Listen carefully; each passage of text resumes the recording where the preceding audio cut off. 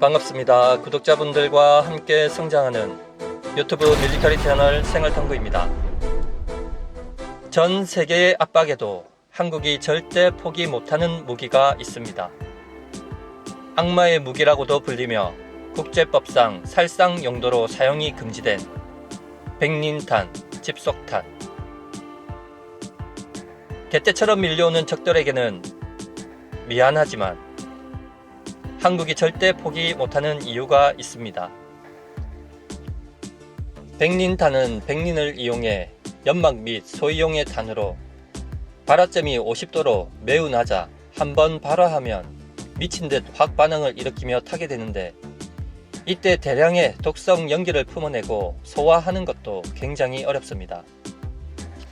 그리고 백린탄이 위험한 이유는 일단 한번 몸에 불이 붙으면 죽었다고 생각해야 될 정도로 끄기가 힘듭니다.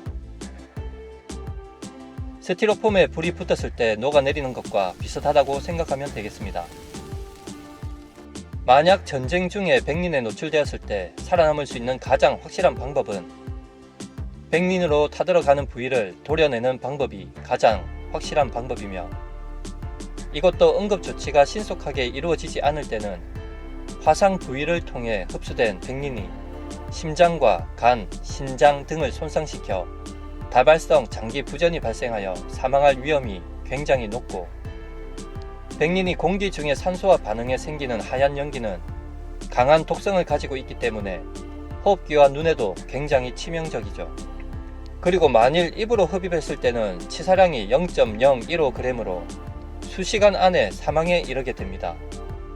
그런데 이런 위험한 물건을 연막용으로 사용한다는데 의문점이 들 수도 있습니다.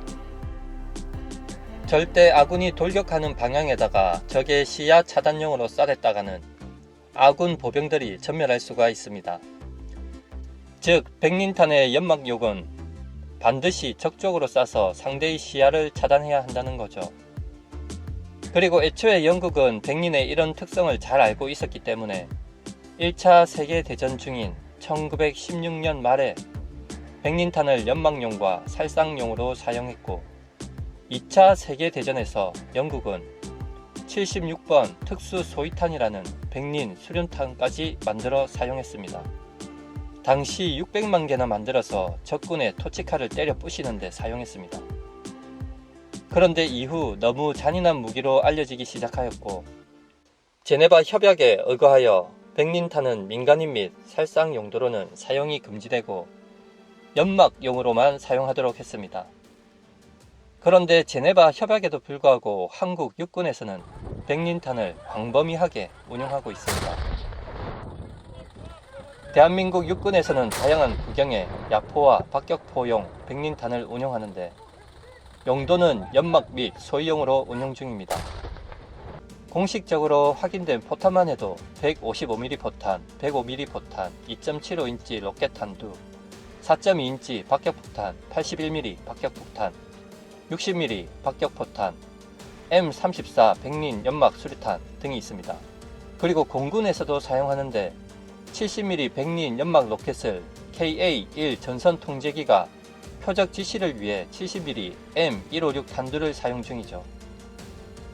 특히 제네바 협약에도 불구하고 한국에서 백린탄 사용 금지를 받아들이지 않는 여러 이유가 있겠지만, 과거 한국 전쟁 당시 중국의 인해 전술에 속절없이 밀렸던 경험 때문이 아닐까 생각해 봅니다. 개떼처럼 덤비는 적들에게는 이것만큼 효과적인 무기는 없으니까요. 일례로 1973년 한국에서 북한군을 상대로 사용된 적이 있었는데, 1973년 국군 제3보병사단의 37 완전 작전입니다.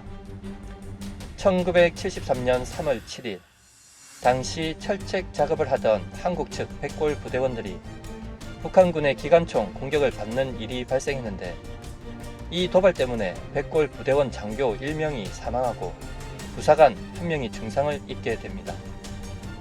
보통의 경우라면 이런 상황이 발생하면 상부에 보고하고 지시를 기다리는 것이 맞지만, 그 당시 백골 부대 사단장이 바로 박정인 장군이었죠.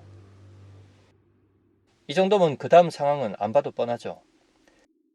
당시 상황을 보고받은 박정인 장군은 즉시 현장으로 출동하였고 도발 중인 북한군들에게 당장 사격을 중지할 것을 요청했습니다. 하지만 북한군은 이를 거부하고 백골 부대 부상자를 포함한 소대 병력을 향해 계속 총격을 가했습니다.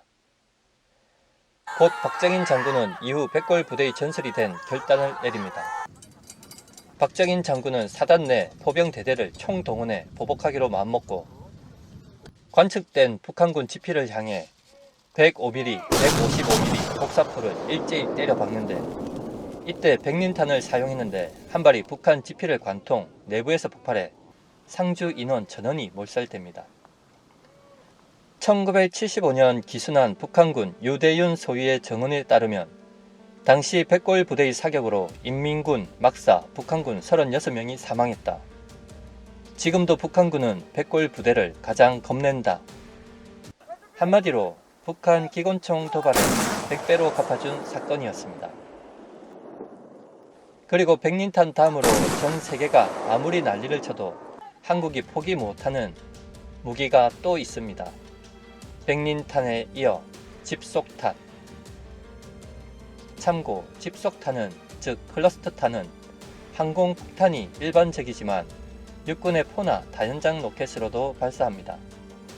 텅 빈 폭탄 몸통 안에 수백 개의 자탄을 넣어 공중에서 터져 넓은 지역에 타격을 주는데 자탄 수백 발 중 자탄 하나의 위력은 40mm 유탄이나 수류탄 정도로 보병을 포함한 다수의 적 전력을 상대할 때 굉장히 효과적입니다. 다만 불발탄 비율이 일반 탄보다 높은데 예를 들어 무유도 폭탄과 100발의 자탄을 품은 집속탄 불발률을 개당 10%로 봤을 때 100발의 폭탄을 투하했을 때 무유도 폭탄은 10발의 불발탄이 발생하지만 집속탄은 1000발의 불발된 자탄이 지상에 남게 되는 것이죠. 곧 이런 집속탄의 불발탄은 전쟁 이후 민간인들에게는 심각한 위험이 됩니다. 참고로 조사기관에 따르면 집속탄의 불발률은 2%에서 30%를 넘나든다고 합니다. 이런 위험성 때문에 유엔 국제협약은 집속탄 금지 협약을 맺고 집속탄의 사용과 제조, 보유를 전면 금지하면서 세계 각국에 압력을 넣어 집속탄의 제조와 보유, 사용을 금지시키고 있습니다. 특히 2006년 레바논 전쟁에서 이스라엘이 사용한 집속탄 40%가 불발이 되면서 민간인들이 큰 피해를 보았고 2007년 처음으로 46개국이 모여 오슬로 선언을 채택하였고 이후 107개국이 집속탄 사용, 제조, 보유 금지에 채택하였고 2010년 2월에 유엔에서는 공식적으로 집속탄 금지 협약을 발표했습니다. 이 중 106개국은 금지 협약을 발효했고 14개국은 서명을 했는데 어째 한국은 안 보입니다. 한국이 전 세계적 압력에도 서명하지 않는 이유는 한국 전쟁 때 끝도 없이 몰려왔던 중공군에게 당한 기억이 아직도 외상후 스트레스 장애처럼 또렷하게 남아있기 때문이죠. 넘쳐나는 포방부 전력으로 개떼처럼 몰려오는 적군에게 이보다 저렴하고 효과적인 무기가 없기 때문입니다.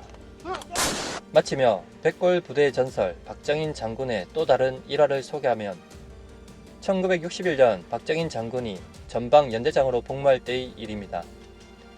1960년대만 해도 군사 분계선 분위기는 북한군이 마음대로 들락거릴 정도로 아군의 사기는 바닥을 치고 있었습니다.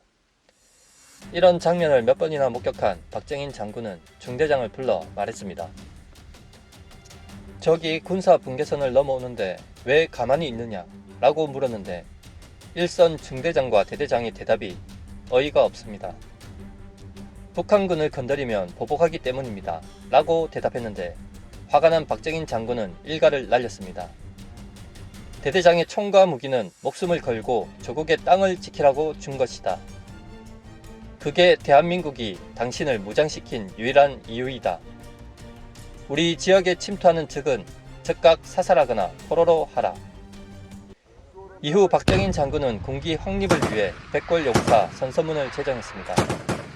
또 6.25 전쟁이 끝난 후 사라진 백골 구호를 다시 부활시켰고 총검술 훈련 중 부대원들이 남쪽을 향해 훈련하는 것을 보고 왜 부모가 계신 남쪽을 향해 총검을 휘두르느냐 기밀성이 있는 평양을 향해 총검술 훈련을 하라고 명령하였고, 또한 훈련장 화장실 소변통이 남쪽을 향해 설치된 것을 보고 모두 북쪽으로 바꾸는 등 투철한 군인 정신으로 무장된 최고의 군인이었습니다. 시청해 주셔서 감사합니다. 구독과 좋아요 알림은 기쁨입니다.